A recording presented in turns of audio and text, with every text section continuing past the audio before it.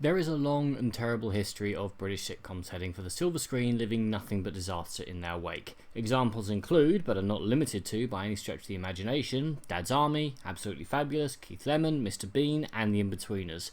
Oh sure, every now and then you get an In the Loop. You know, they're all kids in Washington. It's like Bugsy Malone, but with real guns. But the sludge is by no means worth wading through in a bid to find the very, very few gems that the brand name The Movie approach throws up.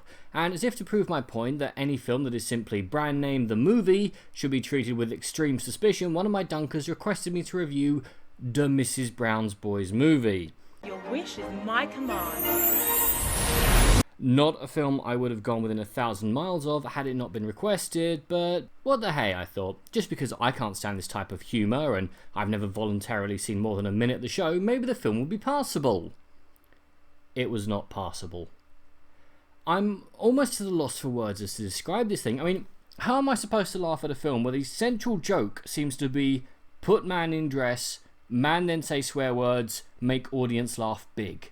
There's a man from India that everyone thinks is Jamaican, a barrister with Tourette's, and a Chinese character played by O'Carroll, who also plays the lead, with his eyes narrowed and L's and R's switched while making little karate choppy motions in the air with his hands, as if this film was made back in the 60s. It's frankly pathetic, and I thought this kind of thing had died out with Mickey Rooney and Breakfast at Tiffany's back in, well, 1961.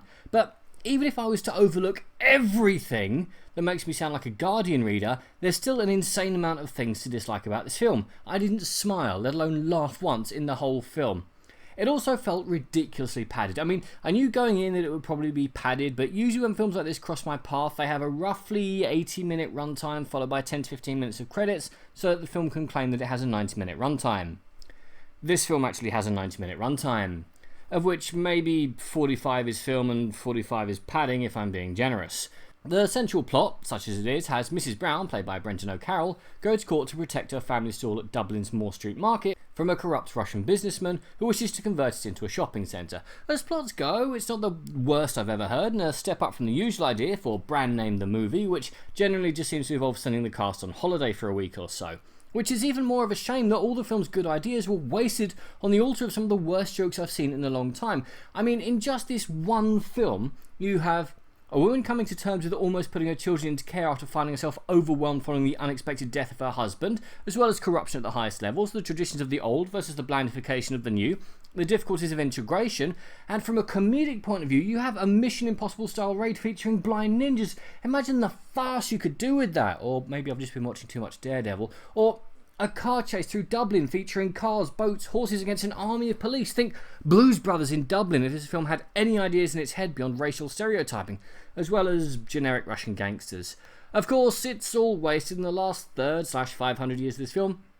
Feature a generic get the MacGuffin to the courthouse then a time limit, except the time limit keeps moving as the film keeps padding itself relentlessly in a bid to reach the 90-minute mark. There's also the usual stuff, terrible acting, the pacing's off, the music was completely over the top. I wasn't sure why they left some bloopers in then redoing the scene. I was also baffled by the fact that the lead's first words were to the audience, shredding the fourth wall, which I thought could be an interesting idea. After all, Deadpool has proven that shredding the fourth wall can be very funny, or imagine a lead character being able to take control of the narrative every time things weren't going their way, or even leading into a song and dance routine, which sort of happens at the start and the end if I really stretch the definition of song and dance routine. Honestly, I've seen better moves at the Office Christmas party when Come On Eileen came on towards the end of the night. Also, several TV themes make an appearance for no other reason than to remind people that they exist, or to inform us as to what our characters will be doing in this scene. I don't know, and more to the point, I just didn't care. Much like I felt the director didn't care, masterful link, as the whole thing just feels tepid, like no one cared enough. They were asked to make a film, and make a film they did. They knew that the critics would slaughter them and that the fans would flock, so there was no need for a retake if a scene wasn't working. If it was in the can, it'll do. Cinema by that'll do. Nothing worse. Anything else? It also looks really cheaply made. There's a few external shots, but most of the sets look really naff and obvious. I would check my notes, but they just kept demanding gin, no tonic, and vengeance on past me for putting then current me through this. Look, if you're a fan of the show, then you might somehow get something out of this. But if you're a fan of comedy that's actually funny, characters who actually have depth, films that aren't relentlessly and ruthlessly padded to make the minimum acceptable length for a cinematic release, ideas that are actually used, sets that actually look realistic, and directors who care as opposed to wanting to collect their paycheck, then maybe give this one a wide berth. Now, this is not the worst film I've ever seen, but it's so very, very close.